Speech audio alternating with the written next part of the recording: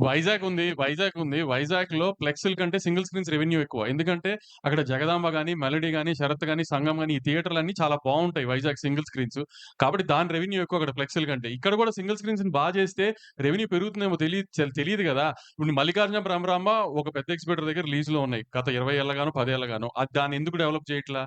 ఎందుకు దాన్ని బెటర్ చేయట్లా? 'శ్రీరాములు' ఎందుకు బెటర్ చేయట్లా? 'గోకుల్' ఎందుకు బెటర్ చేయట్లేదంటే ఎవరి దగ్గర ఆన్సర్స్ లేవు గదా! అయన్నీ చేయట్లేదు గానీ దాని చుట్టుపక్కల అన్నీ వస్తున్న మల్టీప్లెక్స్ అన్ని మంచి మంచి మల్టీప్లెక్స్‌లు వస్తున్నాయి. ఆ మల్టీప్లెక్స్‌లకి రెవెన్యూ ఎళ్తుంది. ఆ మల్టీప్లెక్స్‌లకి ఫీడింగ్ ఎళ్తుంది. కొన్ని రోజులు మీరు నిజంగా సింగిల్ స్క్రీన్స్ గురించి అంత ఆలోచించాలి. కొన్ని రోజులు మల్టీప్లెక్స్‌కి ఫీడింగ్ ఆపేసి సింగిల్ స్క్రీన్స్‌కి సినిమా ఇవ్వండి. మల్టీప్లెక్స్ ఉన్న చోట మల్టీప్లెక్స్ ఇవ్వకుండా పక్కన ఉన్న సింగిల్ స్క్రీన్‌కి ఇవ్వండి. అంత నిజంగా సింగిల్ స్క్రీన్ మీద ప్రేమ ఉన్నోళ్ళైతే ఫస్ట్ మీ మల్టీప్లెక్స్‌లో షోలు పడిపోవాలి. అంతా అయిపోయిందో సింగిల్ స్క్రీన్‌కి సినిమా ఇస్తున్నారు. కొన్ని కొన్ని చోట్ల సింగిల్ స్క్రీన్ ఉన్నా మల్టీప్లెక్స్‌కి ఇచ్చి సింగిల్ స్క్రీన్స్‌కి ఇవ్వరు బీసీల్లో. మీ మీ మీ ఫ్లెక్స్‌లు ఉన్న చోట. అట్లాంటప్పుడు మీకు ఎగ్జిబిటర్ గుర్తురాడు, సింగిల్ స్క్రీన్ గుర్తురావు, ఏమి గుర్తురావు. మీ ఫ్లెక్స్‌లు గుర్తొస్తాయి. మీ రెవెన్యూ గుర్తొస్తుంది.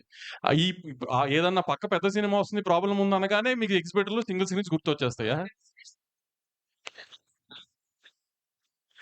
ఇప్పుడు మేము అడుగుతుంది అదే గదా! ఇప్పుడు వాళ్ళకి థియేటర్స్ డెవలప్‌మెంట్‌కి ఎలా 1 ఇయర్ కావాలో, మాకు కూడా అండర్ ప్రొడక్షన్‌లో ఉన్న సినిమాలన్నీ రిలీజ్ అయిపోవడానికి 1, 1 ½ ఇయర్ కావాలి.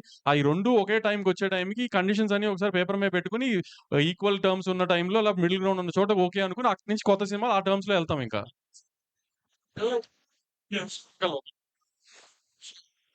కాబట్టి వాళ్ళేంటంటే పర్సెంటేజ్ ఇవ్వకపోతే మేము ఆడము అన్నది క్లారిటీగా చెప్పారు.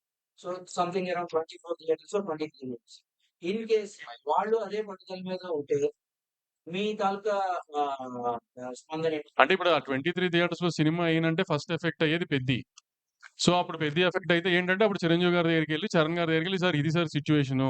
ఇట్లా లాస్ట్ మినిట్‌లో చెప్పారు. ఆల్రెడీ ప్రొడ్యూసర్ అయిన ఆయన 'పెద్ది' మీద ఒక అమౌంట్ ఆఫ్ ఎక్స్‌పెండిచర్ అయిపోయింది. సో, ఇప్పుడు ఈ హిట్ తీసుకునే పొజిషన్‌లో ప్రొడ్యూసర్ లేరు. కాబట్టి ఏం చేద్దామండి అని 'చిరంజీవి' గారిని అడగటమే ఇంక నెక్స్ట్. నిన్న వాళ్ళు రాండమ్‌గా ఎక్కువగా విషయాన్ని తీసుకొచ్చారు.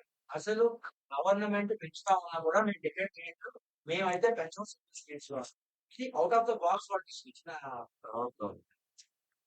సార్ అది అది సెకండ్ టాపిక్ అండి. ఆడియన్స్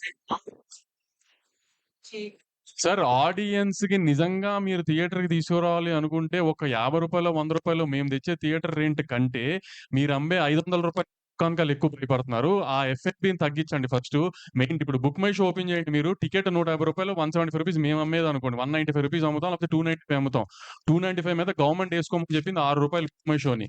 కానీ మీరు 2 టికెట్లు కొంటే 600 కట్టాల్సింది దగ్గర దగ్గర 800 750 850 కడుతున్నారు. దాంట్లో రూ. 50 రూ. 60 కన్వీనియన్స్ ఫీ అని పోతుంది. అయన్నీ ఏంటో అడగండి సార్. అయన్నీ తగ్గించండి. ఎఫ్&బి పాప్‌కార్న్ తగ్గించండి. మీ కూల్ డ్రింకులు తగ్గించండి. అన్నీ తగ్గించండి. ఆటోమేటిక్‌గా జనం థియేటర్‌కొస్తారు. మేము పెట్టే రూ. 100 రూ.